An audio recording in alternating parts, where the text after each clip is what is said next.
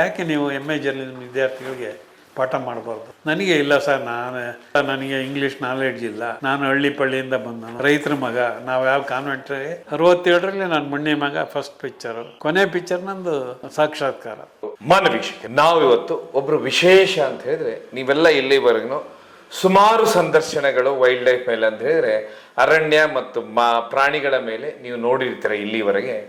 ಇದರಲ್ಲಿ ವಿಶೇಷವಾಗಿ ಆನೆಗಳ ಎಕ್ಸ್ಪರ್ಟ್ಗಳ ಬಗ್ಗೆ ಸಂದರ್ಶನವನ್ನ ನೋಡಿದ್ದೀರಾ, ಹುಲಿಗಳ ಬಗ್ಗೆ ನೋಡಿದ್ದೀರಾ, ಸಮಗ್ರ ಅರಣ್ಯ ಅಧ್ಯಯನ ಮಾಡಿದಂಥವ್ರು ನೋಡಿದರೆ. ಇದರಲ್ಲಿ ವಿಶೇಷವಾಗಿ ಬರುವಂತವ್ರು ವನ್ಯಜೀವಿ ಛಾಯಾಗ್ರಾಹಕರು ಅಂದ್ರೆ ಫೋಟೋಗ್ರಾಫರ್ಸ್. ವನ್ಯಜೀವಿ ಛಾಯಾಚಿತ್ರವನ್ನ ತೆಗೆದವ್ರು ಅಂತ ಹೇಳಿದ್ರೆ ಕರ್ನಾಟಕದಲ್ಲಿ ಬರುವಂತ ಹೆಸರು ಅಂತ ಹೇಳಿದ್ರೆ S. ತಿಪ್ಪೇಸ್ವಾಮಿ ಅವ್ರದ್ದು. ನಾವು ನೀವು ಕೇಳಲಾರ್ದ ಸಮಯದಲ್ಲಿ ಅಂದ್ಕೊಳ್ಳೇನೆ ನೀವೆಲ್ಲ ಹಿಂದೆ ದಾದಾ ಸಾಹೇಬ್ ಪಾಲ್ಕೆ ಅವಾರ್ಡ್ ತಗೊಂಡಂತ ಅವರೊಬ್ಬರೇ ತಗೊಂಡ್ರು ಮೂರ್ತಿಯವರ ಬಗ್ಗೆ ನೀವು ಕೇಳಿರ್ತೀರಾ. ಸೊ ಹಿಂದಿ ಸಿನಿಮಾದ ಬಾಲಿವುಡ್ ಸಿನಿಮಾದಲ್ಲಿ ದಾದಾ ಸಾಹೇಬ್ ಪಾಲ್ಕೆ ಅವಾರ್ಡ್ ಬರುತ್ತೆ.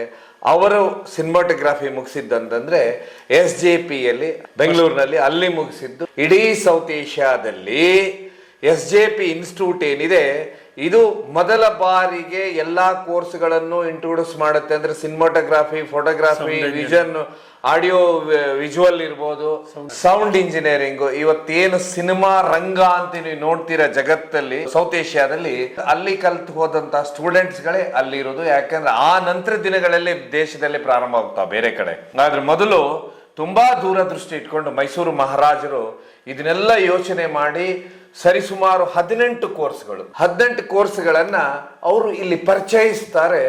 ಇದು ಇವತ್ತೇನು ನಾವು ಜಗತ್ತಿನಲ್ಲಿ ಕ್ರಿಯಾಶೀಲರು ಅಂತ, ಕ್ರಿಯಾತ್ಮಕ ಮತ್ತು ಕ್ರಿಯಾಶೀಲದ ಕೆಲಸವನ್ನ ಮಾಡೋದು ಅಂದ್ಕೊಳ್ಳೇನೆ ಇಲ್ಲಿಯ ವಿದ್ಯಾರ್ಥಿಗಳು. ಅದರಲ್ಲಿ ವಿಶೇಷವಾಗಿ ಅದೇ ಕಾಲೇಜಿನಲ್ಲಿ ವಿದ್ಯಾಭ್ಯಾಸ ಅಂದ್ರೆ ಸಿನಿಮಾಟೋಗ್ರಫಿ ಮುಗಿಸಿದಂಥವ್ರು S. ತಿಪ್ಪೇಸ್ವಾಮಿಯವರು. ಮುಂದೆ ಇವರು ನೀವು ಕೇಳಿರ್ತೀರ, ಅವತ್ತಿನ ಕಾಲದಲ್ಲಿ ಡಾಕ್ಟರ್ ರಾಜ್ಕುಮಾರ್ ಅವರ ಮಣ್ಣಿನ ಮಗ ಸಿನಿಮಾದಿಂದ ಹಿಡಿದು ಸಾಕ್ಷಾತ್ಕಾರದವರೆಗೆ ಅವರ ಆ ಸಿನಿಮಾಗಳಲ್ಲಿ ಸಿನಿಮಾಟೋಗ್ರಾಫರ್ ಆಗಿ ಕೆಲಸ ಮಾಡ್ತಾರೆ. ಇದಾದ ಮೇಲೆ ಆಗ್ಲೇನೆ ಅಂದ್ರೆ ಫೋಟೋಗ್ರಫಿ ಅನ್ನೋದು ತುಂಬಾ ಇವತ್ತಿನ ಕಾಲದ ತರ ಎಲ್ಲ ಕಡೆ ಕ್ಯಾಮ್ರಾಗಳು ಅವತ್ತಿನ ಕಾಲದಲ್ಲಿ ಇರುವುದಿಲ್ಲ. ನಾವು ಇದನ್ನೊಂದು ತಿಳ್ಕೋಬೇಕು. ಫೋಟೋಗ್ರಫಿ ಅಂದ್ರೆ ವಿಶೇಷ. ಆ ಸಮಯಕ್ಕೆ ಇವರು ಏನು ಮೈಸೂರಿನಲ್ಲಿ ಮೆಡಿಕಲ್ ಕಾಲೇಜ್ ಫೋಟೋಗ್ರಾಫರ್ ಆಗಿ ಕೆಲಸಕ್ಕೆ ಸೇರ್ತಾರೆ. ನಂತರದ ದಿನಗಳಲ್ಲಿ ಮಾನಸ ಗಂಗೋತ್ರಿ ಏನಿದೆ ಅಂತ ಹೇಳಿ ನೀವೆಲ್ಲ ಗೊತ್ತು, ಮೈಸೂರಿನಲ್ಲಿ ಇರುವಂತದ್ದು. ಅಲ್ಲಿ ಫೋಟೋ ಜರ್ನಲಿಸಮ್ ಮತ್ತೆ ಫೋಟೋಗ್ರಾಫರ್ ಆಗಿ ವಿಶೇಷವಾಗಿ ವಿದ್ಯಾರ್ಥಿಗಳನ್ನ ಕಲಿಸ್ಲಿಕ್ಕೆ ಶುರು ಮಾಡ್ತಾರೆ. ಆ ವೃತ್ತಿಯನ್ನ ಅಂತ ಹೇಳಿದ್ರೆ ಅವರಿಗೆ 83 ವರ್ಷ, 82 ವರ್ಷದವರೆಗೂ ಇದೇ ವೃತ್ತಿಯನ್ನೇ ಮಾಡ್ತಾರೆ. ಅಂದ್ರೆ ಮಕ್ಕಳಿಗೆ ಬೇರೆ ಬೇರೆಯವರಿಗೆಲ್ಲ ಫೋಟೋಗ್ರಫಿ ಕಲಿಸುವುದು, ಫೋಟೋ ಜರ್ನಲಿಸಮ್ ಅನ್ನೋ ಕೋರ್ಸು. ಯಾಕಂದ್ರೆ ಇದು ದೇಶದಲ್ಲಿ ಎಲ್ಲಿ ಇರುವುದಿಲ್ಲ, ಇಲ್ಲಿಂದನೇ ಪ್ರಾರಂಭವಾಗತ್ತೆ. ಆಗ ಸುಮಾರು ವಿದ್ಯಾರ್ಥಿಗಳಂತ ಹೇಳಿದ್ರೆ ರಾಜ್ಯದಲ್ಲೇ ಇವ್ರಿಗೆ ಇರುವಂತವ್ರು 1 ಲಕ್ಷಕ್ಕಿಂತ ಹೆಚ್ಚು ವಿದ್ಯಾರ್ಥಿಗಳಿದ್ದಾರೆ. ಎಲ್ಲದಕ್ಕಿಂತ ವಿಶೇಷ ಅಂದ್ರೆ ನಾವು ಇವತ್ತು ಅವ್ರ ಹತ್ರ ಕೇಳಬೇಕಾಗಿರುವ ವಿಷಯ ಏನಂತ ಹೇಳಿದ್ರೆ 1972 ವೈಲ್ಡ್ ಲೈಫ್ ಆಕ್ಟ್ ಬರುತ್ತೆ ನಮ್ಮ ದೇಶದಲ್ಲಿ. ಆಗ ನೀವು ಕೇಳ್ತೀರಾ ಪ್ರಾಜೆಕ್ಟ್ ಟೈಗರ್ ಪ್ರಾರಂಭವಾಗುತ್ತೆ. ಅದನ್ನ ಪ್ರಾರಂಭವಾದಾಗ ಇದ್ದಂಥವ್ರು ಇವರೇ. ಪ್ರಾಜೆಕ್ಟ್ ಟೈಗರ್ ಅಲ್ಲಿ ಇವ್ರು ಇರ್ತಾರೆ, MI ಗೋರ್ಪಡೆ ಸರ್ ಇರ್ತಾರೆ, ಪೆರ್ಮಾಳ್ ಅಂತ ಹೇಳಿ ತುಂಬಾ ಅದ್ಭುತವಾದ ಫೋಟೋಗ್ರಾಫರ್, ಅವ್ರ ಹೆಸರನ್ನು ಕೇಳಿರ್ತೀರಾ. MI ಗೋರ್ಪಡೆ ಅವರು ಅಂತ ಹೇಳಿದ್ರೆ ಅವರು ವಿಶೇಷವಾಗಿ ವನ್ಯಜೀವಿ ವೈಲ್ಡ್ ಲೈಫ್ ಫೋಟೋಗ್ರಾಫರು ಹೌದು, ಪುಸ್ತಕವನ್ನೂ ಬರೆದಿರ್ತಾರೆ. ಇದೆಲ್ಲದಕ್ಕಿಂತ ವಿಶೇಷ ಅಂದ್ರೆ ನಮ್ಮ ರಾಜ್ಯದಲ್ಲಿ ಆರ್ಥಿಕ ಸಚಿವರಾಗಿರ್ತಾರೆ ಅವರು. ಸೊ ಅವರು ಆ ನಂತರ ತಿಪ್ಪೇಸ್ವಾಮಿ ಅವರು ಇವರೆಲ್ಲ ಟೈಗರ್ ಪ್ರಾಜೆಕ್ಟ್ ಅನ್ನ ನಮ್ಮ ರಾಜ್ಯದಲ್ಲಿ ಪ್ರಾರಂಭ ಮಾಡ್ತಾರೆ 1972ನೇ ಇಸ್ವಿ. ಇದಾದ ಮೇಲೆ ಇವ್ರೇನ್ ಮಾಡ್ತಾರೆ ಅಂತ ಹೇಳಿದ್ರೆ ಕರ್ನಾಟಕ ರಾಜ್ಯದ ಯಾವ್ಯಾವ ಪಕ್ಷಿಧಾಮಗಳಿದಾವೆ, ಆ ನಂತರ ವನ್ಯಜೀವಿ ಧಾಮಗಳಿದಾವೆ, ಅದಾದ್ಮೇಲೆ ನಾವು ಏನಾದ್ರೂ ಜಿಮ್ ಕಾರ್ಬೆಟ್ಗೆ ಹೋಗ್ತೇವೆ, ಕಾಂಜಿರಂಗಿಗೆ ಹೋಗ್ತೇವೆ, ಆಮೇಲೆ ಅದೇ ರೀತಿ ಒಡಿಸಾಕ್ ಬಂದ್ರೆ ಚಿಲ್ಕಾ ಲೇಕ್ ಅಂತ ಹೇಳಿ, ರಣತಂಬೂರ್ ಅಂತ ಕೇಳ್ತೀರಾ. ಇದೆಲ್ಲದಕ್ಕಿಂತ ವಿಶೇಷವಾಗಿ ಇವರು ಒಂದು ಮಂಡ್ಯದ ಹತ್ರ ಒಂದು ಪಕ್ಷಿಗೆ ಫೋಟೋಗ್ರಫಿ ಮಾಡ್ತಾರೆ. ಆ ಪಕ್ಷಿ ಶಾರ್ಟ್ ಟೂಲ್ ಸ್ನೇಕ್ ಈಗಲ್ ಅಂತ ಹೇಳಿ ಒಂದು ಪಕ್ಷಿ ಅಂತ ಹೇಳಿದ್ರೆ ತನ್ನ ಮರಿಗೆ ಅದ ಎಷ್ಟು ಗಾತ್ರ ಇದೆ ಆ ರೀತಿ ಹಾವು ಕೊಡುತ್ತೆ. ಹಾವು ಬಿಟ್ರೆ ಬೇರೆ ಏನು ತಿನ್ನೋದಿಲ್ಲ ಆ ಪಕ್ಷಿ. ಇವರಿಗೆ ವಿಶೇಷವಾದ ಪ್ರಶಸ್ತಿಗಳು ಬರ್ತವೆ. ಒಟ್ಟು 250 ಡಾಕ್ಯುಮೆಂಟ್ರಿಗಳನ್ನ ಮಾಡಿದ್ದಾರೆ. ಇದೆಲ್ಲದಕ್ಕಿಂತ ಹೆಚ್ಚಾಗಿ ವರ್ಲ್ಡ್ ಕಪ್ ಅಂತ ಹೇಳಿದ್ರೆ ಏನ್ ಫೋಟೋಗ್ರಾಫ್ಸ್ ತೆಗಿತಾರೆ ವೈಲ್ಡ್ ಲೈಫ್ ಮೇಲೆ, ಇದಕ್ಕೆ ವಿಶೇಷವಾದ ಆಸ್ಕರು ಎಲ್ಲ ರೀತಿ ಪ್ರಶಸ್ತಿಗಳಿರ್ತವೆ. ಅದೇ ರೀತಿ ಫೋಟೋಗ್ರಫಿ ಈ ಪ್ರಶಸ್ತಿಗಳಿರ್ತವೆ. ಇದರಲ್ಲಿ 16 ಫೋಟೋ ಇವ್ರದ್ದು ಸೆಲೆಕ್ಟ್ ಆಗ್ತವೆ. ಅದರಲ್ಲಿ 4ಕ್ಕೆ ಪ್ರಶಸ್ತಿ ಬರುತ್ತೆ. ಅದನ್ನ ನಡೆಸುವಂತದ್ದು ಯುನೆಸ್ಕೋ ಸಂಸ್ಥೆ. ಸೊ ಅದರಲ್ಲಿ ಇವರ ಫೋಟೋಗ್ರಾಫ್ಸ್ ಎಲ್ಲ ಸೆಲೆಕ್ಟ್ ಆಗ್ತವೆ. ಸುಮಾರು ಪ್ರಶಸ್ತಿಗಳು ಅಂದ್ರೆ ರಾಷ್ಟ್ರ ಪ್ರಶಸ್ತಿಗಳು, ಅಂತಾರಾಷ್ಟ್ರೀಯ ಪ್ರಶಸ್ತಿಗಳು ಬರುತ್ತೆ, ರಾಜ್ಯ ಪ್ರಶಸ್ತಿ ಬರುತ್ತೆ, ಮಾಧ್ಯಮ ಅಕಾಡೆಮಿ ಪ್ರಶಸ್ತಿ ಬರುತ್ತೆ. ಇದೆಲ್ಲದಕ್ಕಿಂತ ಹೆಚ್ಚಾಗಿ ರಾಜ್ಯೋತ್ಸವ ಪ್ರಶಸ್ತಿನೇ ಇವರಿಗೆ ಒಲಿಯುತ್ತೆ. ಅಂದ್ರೆ ಇವರು ಸಂಪೂರ್ಣವಾಗಿ ತಮ್ಮನ್ನ ತಾವು ಈ ಇದರಲ್ಲಿ ತೊಡ್ಕೊಳ್ತಾರೆ. ಇದೆಲ್ಲಕ್ಕಿಂತ ಹೆಚ್ಚಾಗಿ ಹೀಗಾಗಿ ಇವತ್ತು ವಿಶೇಷವಾಗಿ ಅವರ ಫೋಟೋಗ್ರಫಿ ಬಗ್ಗೆ ಯಾವ ರೀತಿ ಫೋಟೋಗ್ರಫಿಗೆ ಬಂದ್ರು, ದೇಶದಲ್ಲಿ ಎಲ್ಲೆಲ್ಲಿ ಫೋಟೋಗ್ರಫಿ ನಮ್ಮ ದೇಶದಲ್ಲಿ ಅಂದ್ರೆ ವನ್ಯಜೀವಿ ಮೇಲೆ ಮಾಡ್ಬೋದು, ಇದೆಲ್ಲದಕ್ಕಿಂತ ವಿಶೇಷ ಅಂದ್ರೆ ಯಾವಾಗ ಮಾಡ್ಬೋದು ಅಂತೇಳಿ ಅವ್ರ ಹತ್ರ ಕೇಳ್ತಾ ಹೋಗುವ. ಇದೆಲ್ಲದಕ್ಕಿಂತ ವಿಶೇಷ ಅಂದ್ರೆ ವಿದೇಶ ಬಂದ ಅಂದ್ಕೂಡಲೇ ಸೌತ್ ಆಫ್ರಿಕಾ, ಕೀನಿಯಾ, ಇಂಗ್ಲೆಂಡ್ ಇರ್ಬೋದು, ಅಮೇರಿಕಾ, ನೇಪಾಳ, ಇಲ್ಲೆಲ್ಲಾನು ವೈಲ್ಡ್ ಲೈಫ್ ಫೋಟೋಗ್ರಫಿ ಮಾಡ್ತಾರೆ. ಅದರ ಅನುಭವವನ್ನು ಕೇಳುವ. ಯಾಕಂತ ಹೇಳಿದ್ರೆ ಇವತ್ತಿನ ಕಾಲಕ್ಕೆ ಸುಮಾರು ಈ ವೈಲ್ಡ್ ಲೈಫ್ ಬಗ್ಗೆ ಅಂದ್ರೆ ಏನು ವನ್ಯಜೀವಿ ಇದೆ, ಅರಣ್ಯ ಇದೆ, ಇವತ್ತು ನಮ್ಮ ಪರಿಸರ ಇದೆಲ್ಲ ನಾವು ರಕ್ಷಿಸಬೇಕಾಗಿದೆ. ಹೀಗಾಗಿ ಇದ್ರ ಬಗ್ಗೆ ನಮ್ಗೆ ತಿಳ್ಕೊಳ್ಳೋದು ಮುಖ್ಯ ಆಗುತ್ತೆ. ಆನೆ ಅಂದ್ರೇನು, ಹುಲಿ ಅಂದ್ರೇನು, ಚಿರತೆ ಅಂದ್ರೇನು, ಸಿಂಹ ಅಂದ್ರೇನು, ಇದೆಲ್ಲದಕ್ಕಿಂತ ಹೆಚ್ಚಾಗಿ ವೆಜಿಟೇರಿಯನ್ ಪಕ್ಷಿಗಳು ಯಾವಿದಾವೆ, ನಾನ್ ವೆಜಿಟೇರಿಯನ್ ಪಕ್ಷಿಗಳು ಯಾವ್ದಿದಾವೆ, ಇದ್ರ ಮಧ್ಯ ಬರುವಂತ ನಮ್ಮಲ್ಲಿ ಬಂಡೀಪುರದಲ್ಲಿ ಸುಮಾರು ವರ್ಷ ಇವ್ರು ಕೆಲಸ ಮಾಡ್ತಾರೆ. ಅದು ತುಂಬಾ ವಿಚಿತ್ರ ಅಂದ್ರೆ ಈಗ ಬಂಡೀಪುರಕ್ಕೆ ಬಂದಿರುವಂತದ್ದು ಆತಂಕ ಬಂದಿದೆ. ಅದೇನಂದ್ರೆ 2009ರಿಂದ ಬಂಡೀಪುರದಿಂದ ಏನು ಕೇರಳ ಹಾಗೆ ತಮಿಳುನಾಡು ಹೋಗುವಂತ ರಸ್ತೆಗೆ ಹೈವೇ ರಾತ್ರಿ 9 ಗಂಟೆಯಿಂದ ಬೆಳಗ್ಗೆ 6 ಗಂಟೆವರೆಗೆ ಬಂದಿರ್ತಿತ್ತು. ಯಾಕಂತ ಹೇಳಿದ್ರೆ ಸುಮಾರು ಪ್ರಾಣಿಗಳು ಸಾಯ್ತಾ ಇದ್ವು ಅಲ್ಲಿ. ರಾತ್ರಿ ಸಮಯದಲ್ಲಿ ಗಾಡಿ ಸ್ಪೀಡ್ ಆಗಿ ತಿರುಗೋದ್ರಿಂದ, ಆಮೇಲೆ ತುಂಬಾ ಅಂತ ಹೇಳಿದ್ರೆ ಸೌಂಡು ನಾಯ್ಸು ಆಗೋದು. ಅಂದ್ರೆ ಕೆಲವೊಂದು ಪ್ರಾಣಿಗಳು ರಾತ್ರಿ ಅಷ್ಟೇ ತಮ್ಮ ಬೇಟೆ, ತಮ್ಮ ಸಂಚಾರವನ್ನ ಶುರು ಮಾಡ್ತವೆ. ಅಂತ ಜಾಗದಲ್ಲಿ ಮತ್ತೆ ಈಗ ಕೆಲವೊಂದು ರಾಜಕೀಯ ಒತ್ತಡದಿಂದ ಮತ್ತೆ ಅಲ್ಲಿ ರಾತ್ರಿ ಸಂಚಾರ ಪ್ರಾರಂಭ ಮಾಡ್ತಾ ಇದ್ದಾರೆ ಅನ್ನುವಂಥದ್ದು. ಯಾಕೆಂದ್ರೆ ಇಲ್ಲಿವರೆಗೆ ಕರ್ನಾಟಕ ರಾಜ್ಯ ಸರ್ಕಾರ ಅದರದ್ದು ರೆಡ್ ಸಿಗ್ನಲ್ ಇತ್ತು ಅನ್ನೋದು ಕೇಳ್ತಿದ್ದು, ಬಟ್ ಗ್ರೀನ್ ಸಿಗ್ನಲ್ ಕೊಡೋದಕ್ಕೆ ತಯಾರಿ ಮಾಡ್ತಾ ಇದ್ದಾರೆ. ಇದೆಲ್ಲದಕ್ಕಿಂತ ಹೆಚ್ಚಾಗಿ ಈಗಾಗಲೇ ಎಲ್ಲಾ ಮಾಧ್ಯಮದಲ್ಲೂ ಬಂದಿದೆ, ಎಲ್ಲಾ ಕಡೆನೂ ಇದ್ರ ಬಗ್ಗೆ ಪ್ರತಿಭಟನೆಗಳು ನಡೀತಾ, ವಿಶೇಷವಾಗಿ ಬಂಡೀಪುರದಲ್ಲೂ ಪ್ರತಿಭಟನೆ ನಡೀತಾ ಇದೆ. ಹಾಗಾದ್ರೆ ಕೇಳುವ ಸರ್ ಹತ್ರನೇ, ನಿಜವಾಗ್ಲೂ ರಾತ್ರಿ ಪ್ರವಾಸದಿಂದ ಯಾವೆಲ್ಲ ಪ್ರಾಣಿಗಳಿಗೆ ತೊಂದರೆ ಆಗುತ್ತೆ? ಈಗ ನಮ್ಮ ಕರ್ನಾಟಕ ಒಂದೇ ಅಲ್ಲ, ಥ್ರೂಔಟ್ ಇಂಡಿಯಾ ರಾತ್ರಿ 6:30-7 ಗಂಟೆ ಆದಮೇಲೆ ಫಾರೆಸ್ಟ್ ಒಳಗಡೆ ಯಾರನ್ನು ಬಿಡಲ್ಲ, ಕಂಪ್ಲೀಟ್. ಇವನ್ ನಾಗರಹೊಳೆಲ್ಲ 6:15 ಆಯ್ತು, ಗೇಟ್ ಕ್ಲೋಸ್ ಮಾಡ್ತಾರೆ. ಒಳಗಡೆ ಯಾವ ಬಸ್ಸೇ ಆಯ್ತು, ವ್ಯಾನೇ ಆಯ್ತು, ಕಾರ್ ಯಾವ. ರಾತ್ರಿ ಹೊತ್ತು ಯಾತಕ್ಕೆ ವೆಹಿಕಲ್ನ ಬಿಡಬಾರ್ದು ಅಂತ ಹೇಳಿದ್ರೆ, ವಿಶೇಷವಾಗಿ ಆನೆಗಳೆಲ್ಲ ರಾತ್ರಿ ಹೊತ್ತು ಒಂದ್ ಕಡೆಯಿಂದ ಇನ್ನೊಂದ್ ಕಡೆ ಸಂಚಾರ ತನ್ನ ಆಹಾರಕ್ಕಾಗಿ.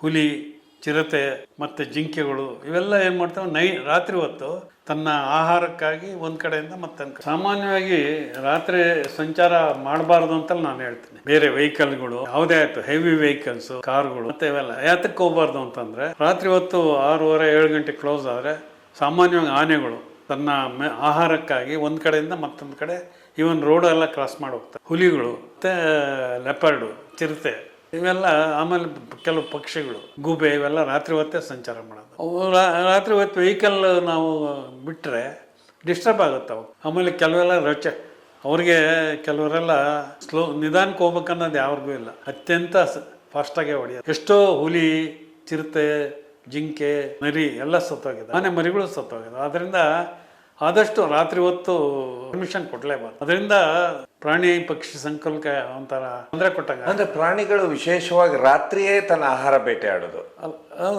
ಇವು ಕಾರ್ನಿವರಸ್ ಅಂದ್ರೆ ಹುಲಿ, ಚಿರತೆ, ಕಾಡು ನಾಯಿಗಳು ಎಲ್ಲ ಯೂಶಲಿ ನೈಟ್ ಟೈಮು ಸಂಚಾರ ಮಾಡ್ತಾರೆ. ಅವು ರೋಡ್ ಸೈಡ್ ಬರೋದು, ಆ ಕಡೆ ಈ ಕಡೆ ಕ್ರಾಸ್ ಮಾಡೋದು. ನಮ್ಮಲ್ಲಿ ಏನ್ ಮಾಡ್ತಾರೆ, ಸಿಕ್ಕಾಪಟ್ಟೆ ಡ್ರೈವಿಂಗ್ ರ್ಯಾಶ್ ಆಗಿ ಮಾಡ್ತಾರೆ. ಪಾಪ ರೋಡ್ ಅವಕ್ಕೆ ಹೆಂಗ್ ಗೊತ್ತು, ವೆಹಿಕಲ್ ಬರ್ತವೆ, ಕ್ರಾಸ್ ಎಷ್ಟೋ ಸತ್ತೋಗಿದಾವೆ ನೈಟ್ ಟೈಮ್. ಆದ್ರಿಂದ ರಾತ್ರಿ ಹೊತ್ತು ಯಾವ ಸ್ಯಾಂಚುರಿ ಆಗಲಿ ನೈಟ್ ಟೈಮ್ ವೆಹಿಕಲ್ನ ಅಲೌ ಮಾಡಬಾರ್ದು. ನಮ್ಮ ರಾಜ್ಯದಲ್ಲಿ ನೈಟ್ ಟೈಮ್ ಯಾವ ವೈಲ್ಡ್ ಲೈಫ್ ಸೆಂಚುರಿ ಬಂದಿರ್ತಾವೆ ಸರ್ ಇಲ್ಲಿವರೆಗೆ?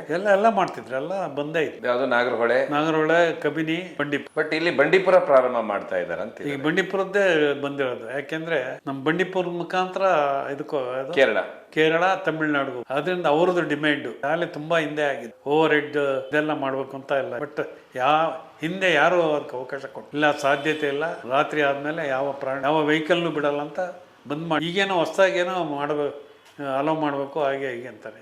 ರಾಜಕೀಯ ಇದು. ನನ್ನ ದೃಷ್ಟಿಯಲ್ಲಿ ಹೇಳ್ಬೇಕಂದ್ರೆ ಪ್ರಾಣಿ ಕಾರ್ನಿವರಸ್ ಎಸ್ಪೆಷಲಿ ಅವಕ್ಕೆಲ್ಲ ತೊಂದರೆ ಕೊಟ್ಟಂಗೆ, ಪ್ರೈವೇಸಿ ತೊಂದರೆ ಕೊಟ್ಟಂಗೆ. ರಾತ್ರಿ ಹೊತ್ತು ಅವಕ್ಕೆ ನಿರ್ಭಯವಾಗಿ ಸಂಚಾರ ಮಾಡಿ. ಅಂದ್ರೆ ಅದ್ರ ಐಸೈಟ್ ಅಷ್ಟು ಚೆನ್ನಾಗಿರುತ್ತೆ ನೈಟ್ ಟೈಮಿಗೆ. ನೈಟ್ ಟೈಮ್ ಅವಕ್ಕೆ ನೈಟ್ ಸೈಟಿಂಗ್ ಚೆನ್ನಾಗಿರುತ್ತೆ, ಬೇಟೆ ಆಡೋಕ್ಕೂ ಅನುಕೂಲ ಆಗುತ್ತೆ. ಆನೆಗಳು ಅಷ್ಟೇ ತನ್ನ ಪಾಡಿಗೆ ತಾನು ಮೇದ್ಕೊಂಡು ಹೋಗ್ತಾ ಇರ್ತವೆ ರಾತ್ರಿ ಆದರೂ. ರಾತ್ರಿ ಎಲ್ಲ ಚೆನ್ನಾಗಿ ಕಾಣ್ತದೆ. ಅದರಿಂದ ಅವಕ್ಕೆ ಡಿಸ್ಟರ್ಬ್ ಮಾಡ್ದಂಗೆ ಅದು ಆಗಬಾರ್ದು, ಅದಕ್ಕೆ ಪರ್ಮಿಷನ್ನೇ ಕೊಡಬಾರ್ದು. ಕರ್ನಾಟಕ ಯಾವತ್ತೂ ಟಾಪೇ ಒಳ್ಳೆ ಫೋಟೋಗ್ರಫಿ. ಇವತ್ತಿಗೂ ನಾವು ಕರ್ನಾಟಕದಲ್ಲೇ ಟಾಪ್ ಇದ್ದೀವಿ. ಅಂತಾರಾಷ್ಟ್ರೀಯ ಪುರಸ್ಕಾರಗಳು ತಗೊಂಡಿರೋರು ಕರ್ನಾಟಕದವ್ರೆ. ಹೈಯೆಸ್ಟ್ ರಾಯಲ್ ಫೋಟೋಗ್ರಫಿ ಫೆಲೋಶಿಪ್ ಇದೆ. ಐ ಥಿಂಕ್ 16 ಇಡೀ ಭಾರತ ದೇಶದಲ್ಲಿ 16 ರಾಯಲ್ ಫೋಟೋಗ್ರಫಿ ಫೆಲೋಶಿಪ್, ಅದರಲ್ಲಿ 15 ಕರ್ನಾಟಕದವರು, ಇನ್ನೊಬ್ಬ ಅದರ್ ದ್ಯಾನ್ ಕರ್ನಾಟಕ. ಹೌದು, ವೈಲ್ಡ್ ಲೈಫ್ ಫೋಟೋಗ್ರಫಿನಲ್ಲಿ ಅಲ್ಲಿ the royal photography great Britain ಇಂಗ್ಲೆಂಡ್ನವರು ಫೆಲೋಶಿಪ್ ಅಂತ ಕೊಡ್ತಾರೆ, ಅದು highest award England. So totally ಇಂಡಿಯಾದಲ್ಲಿ 16 ಜನಕ್ಕೆ ಕೊಟ್ಟಿದ್ದಾರೆ, ಗೊತ್ತಾಯ್ತಾ? 16ರಲ್ಲಿ 15 ಜನ ಕರ್ನಾಟಕ. ತಮ್ಮ ಫೋಟೋಗ್ರಫಿ ಜೀವನ ಯಾವಾಗ ಶುರು ಆಗುತ್ತೆ ಸರ್? ನನ್ನ ಶುರುವಾಗಿದ್ದು ನಾನು BSc ಓದ್ಬೇಕಾದ್ರೆ ಫೋಟೋಗ್ರಫಿ. ನಾನು ಬಾಟ್ನಿ ಝುವಾಲಜಿ ನ್ಯಾಚುರಲ್ ಸೈನ್ಸ್ ವಿದ್ಯಾರ್ಥಿ. ಆಗ ನಮ್ಮ ರಿಲೇಟಿವ್ ಮನೆಯಲ್ಲಿ ನಾನು ಇದ್ದಾಗ ಅವ್ರ ಮನೆಯಲ್ಲಿ ಒಂದು ಕ್ಯಾಮ್ರಾ, ಅವರ ಬ್ರದರ್ MLA ಆಗಿದ್ದು, ಅವ್ರ ಮನೇಲಿ ಒಂದು ಕ್ಯಾಮ್ರಾ ಇತ್ತು. ಅದು ಸುಮ್ಮನೆ ಐಡಿಯಲ್ ಆಗಿ ಅದು ಯಾರು ಉಪಯೋಗಿಸ್ತಿಲ್ಲ. ನಾನೇನು ಮಾಡಿದೆ, ಪ್ರತಿ ಭಾನುವಾರ ಕೋಟೆ ಕೊತ್ತಲಿಗೂ ಅದು ನಮ್ಮ ಫ್ರೆಂಡ್ಸ್ನೆಲ್ಲ ಕರ್ಕೊಂಡೋಗಿ ಫೋಟೋಗ್ರಫಿ. ನಮ್ದು ಹಿರಿಯೂರು ತಾಲೂಕು, ಹಿರಿಯೂರು ತಾಲೂಕು. ಬಟ್ BSc ಓದಿದ್ದು PUC ಇಂದ BSc ಚಿತ್ರದುರ್ಗ, ಅಲ್ಲೇ ಓದಿದ್ದು. ಅಲ್ಲಿ ಪ್ರಕೃತಿ ವಿಜ್ಞಾನದ ವಿದ್ಯಾರ್ಥಿ, ನ್ಯಾಚುರಲ್ ಸೈನ್ಸ್ ಗ್ರಾಜ್ಯುಯೇಟ್. ಆಮೇಲೆ ಅದೇ ನಾನು ಫೋಟೋಗ್ರಫಿ ಶುರು ಮಾಡಿದ್ದೆ ನಾನು BSc ಓದ್ಬೇಕು. ಎಲ್ಲ ಆಗಲೇ ಒಳ್ಳೆ ಎಕ್ಸ್ಪರ್ಟ್ ಆಗಿದ್ದು. ನಮ್ಮ ಸ್ನೇಹಿತರು, ನಮ್ಮ ಲೆಕ್ಚರ್, ಎಷ್ಟು ಚೆನ್ನಾಗಿ ಫೋಟೋ ತೆಗಿತೀಯ, ಇದರಲ್ಲಿ ಏನಾದ್ರು ಸ್ಪೆಷಲ್ ಮಾಡಿ. ನನಗೂ ಫೋಟೋಗ್ರಫಿ ಏನಾದ್ರು ಕಲಿಬೇಕು, ಫರ್ದರ್ ಒಂದು ಸಿನಿಮಾಟೋಗ್ರಫಿ ಮಾಡಬೇಕು ಅನ್ನೋ ಉತ್ಸಾಹ ಬಂತು. ಅವಾಗಿನ ಪೂನಾ ಫಿಲಮ್ ಇನ್ಸ್ಟಿಟ್ಯೂಟ್ ಇರಲಿಲ್ಲ. ಇಡೀ ಸೌತ್ ಏಷ್ಯಾದಲ್ಲಿ ನಮ್ಮಲ್ಲಿ ಬೆಂಗಳೂರು ಒಂದೇ ಇದ್ದಿ. ಸೊ BSc ಆದಮೇಲೆ ನೇರವಾಗಿ ನಾನು ಬೆಂಗಳೂರಿಗೆ ಬಂದು ಸಿನಿಮಾಟೋಗ್ರಫಿ SJP ಪಾಲಿಟಿಕ್ಸ್ ಅಲ್ಲೇ ಒಂದು ಹಾಸ್ಟೆಲ್ ಇತ್ತು. SJP ಹಾಸ್ಟೆಲಲ್ಲೇ 3 ವರ್ಷ ಇತ್ತು. ಇವತ್ತು ಇಡೀ ಭಾರತ ದೇಶದಲ್ಲಿ ದೂರದರ್ಶನ್, ವಾರ್ತಾ ಇಲಾಖೆ, ಚಿತ್ರರಂಗ, ಗೌರ್ಮೆಂಟ್ ಎಲ್ಲ ಕೆಲಸ ಮಾಡ್ತಿರೋರು ಇಡೀ ಇವತ್ತಿಗೂ ನಮ್ಮ ಬೆಂಗಳೂರಿನ SJP ಪಾಲಿಟಿಕ್ಸ್ನಲ್ಲಿ ಸಿನಿಮಾಟೋಗ್ರಫಿ ಮಾಡ್ದಂತ. ಈ ಬೆಂಗಳೂರು ದೂರದರ್ಶನಕ್ಕೆ ಹೋಗಿ ಎಲ್ಲರೂ ನಮ್ಮ ಪಾಸ್ ಮಾಡ್ದಂತಾರೆ ಇರೋದು. ನೀನು ಯಾವುದೇ ದೂರದರ್ಶನಕ್ಕೆ ಹೋಗಿ ಇಡೀ ಇಂಡಿಯಾದಲ್ಲಿ ಕರ್ನಾಟಕದವರೇ ಇದ್ದಾರೆ, ಕನ್ನಡ ಮಾತಾಡೋರು ಇದ್ದೇ. ಯಾಕಂದ್ರೆ ಇಲ್ಲಿ ಬಿಟ್ಟು ಇದೇ ಇರಲಿಲ್ಲ. ನೀವು ದೂರದರ್ಶನ ಕ್ಯಾಮ್ರಾಮನ್ ಆಗ್ಬೇಕಂದ್ರೆ ಸಿನಿಮಾಟೋಗ್ರಫಿ ಎಲ್ಲಿತ್ತು? ಬಿಫೋರ್ 62 ಬೆಂಗಳೂರೇ. ಆಮೇಲೆ ಪೂನಾ ಫಿಲ್ಮ್ ಶುರು ಆಯಿತು 1962ನಲ್ಲಿ. ಸೊ ಅಲ್ಲೇನಾಗಿದೆ ಅಂದರೆ 62ನಲ್ಲಿ ಪೂನಾದಲ್ಲಾದಾಗ ಅಲ್ಲೆಲ್ಲ ಏನೋ ಬಾಂಬೆ ಫಿಲಮ್ ಇಂಡಸ್ಟ್ರಿ ಅವರೇ ಜಾಸ್ತಿ, ಕಡಿಮೆ other than Hindi film industry. So ಅವ್ರುಗಳೆಲ್ಲ ದೂರದರ್ಶನ ಅಲ್ಲೆಲ್ಲ ಕಡಿಮೆ ಹೋಗ್ತಿದ್ರು. ಅವ್ರಿಗೆಲ್ಲ ಪ್ರೆಸ್ಟೀಜಿಯಸ್ ಅಂತಾರ. ಸೊ ಅವರೆಲ್ಲ ಸಿನಿಮಾ ಕ್ಷೇತ್ರದಲ್ಲಿ ಇರ್ಬೇಕು ಅಲ್ಲಿ. ಬಟ್ ಅಷ್ಟಲ್ಲಾಗಲಿ ನಮ್ಮವರೆಲ್ಲ ಆಕ್ಯುಪೈ ಮಾಡಿ. ಹಿಂದಿನಲ್ಲಿ ನಮ್ಮ ಇನ್ಸ್ಟಿಟ್ಯೂಟ್ನಲ್ಲಿ ಹೋದರೆ ಹಿಂದಿ ಕ್ಯಾಮ್ರಾಮನ್ಸ್, ನಮ್ಮ ಇನ್ಸ್ಟಿಟ್ಯೂಟ್ನಲ್ಲಿ ಹೋದ್ರೆ ತಮಿಳ್, ನಮ್ಮ ಇನ್ಸ್ಟಿಟ್ಯೂಟ್ನಲ್ಲಿ ಹೋದ್ರೆ ಕನ್ನಡ ಕ್ಯಾಮ್ರಾಮನ್. ಆಲ್ಮೋಸ್ಟ್ ಎಲ್ಲ ದೂರದರ್ಶನ್, ವಾರ್ತಾ ಇಲಾಖೆ, ಪ್ರೆಸ್ ಇವೆಲ್ಲ ಹೋದ್ರೆ ನಮ್ಮ ಬೆಂಗಳೂರವರೇ ಇದ್ರಲ್ಲಿ. ನಾನು 65ರಲ್ಲಿ ನಾನು ಸಿನಿಮಾಟೋಗ್ರಫಿ ಸೇರಿದೆ. 67ರಲ್ಲಿ ನಾನು ಮಣ್ಣಿ ಮಗ ಫಸ್ಟ್ ಪಿಕ್ಚರು ಕ್ಯಾಮ್ರಾ ಅಸಿಸ್ಟೆಂಟ್ ಆಗಿ ಕೆಲಸ. ಕೊನೆ ಪಿಕ್ಚರ್ ನಂದು ಸಾಕ್ಷಾತ್ಕಾರ. ಕ್ಯಾಮ್ರಾ ಎಲ್ಲ ಮಿಚ್ಚಲ್ ಅಂಡ್ ಏರಿಫ್ಲೆಕ್ಸ್ ಇದ್ದಿದ್ದೆ ಅವೆರಡು ಹೆವಿ ಕ್ಯಾಮ್ರಾಗಳು. ಮಿಚ್ಚಲ್ ಕ್ಯಾಮ್ರಾ, ಏರಿಫ್ಲೆಕ್ಸ್. ಅವಾಗೆಲ್ಲ ಫಿಲಮ್ ಲೋಡ್ ಮಾಡಿ ಚಿತ್ರ ತೆಗಿಬೇಕು. 1000 ಕ್ಯಾನು, 500 ತುಂಬ ಕಷ್ಟ ಆಯ್ತಾ. ಯಾಕಂದ್ರೆ ಈಗ ಡಿಜಿಟಲ್ ಹೋಗಿ ಒಂದಲ್ಲ 10 ಸಾರಿ ತೆಗೆದ್ರು ಏನೂ ಆಗಲ್ಲ. ಇರೇಜ್ ಮಾಡಿ ಅದನ್ನೇ ತೆಗಿ. ಬಟ್ ಅಲ್ಲಿ ಸರಿ ಫಿಲಮ್ ಎಕ್ಸ್ಪೋಸ್ ಆದ್ರೆ ಆಯ್ತು ಅದ್ರ ಕತೆ. ಮತ್ತೆ ಇನ್ನೊಂದು ಹೊಸ ಫಿಲಮ್ ಹಾಕ್ಬೇಕು. ಅದರಿಂದ ತುಂಬಾ ಎಕ್ಸ್ಪೆನ್ಸಿವ್ ಇತ್ತು ಅವಾಗ ಫಿಲಮ್.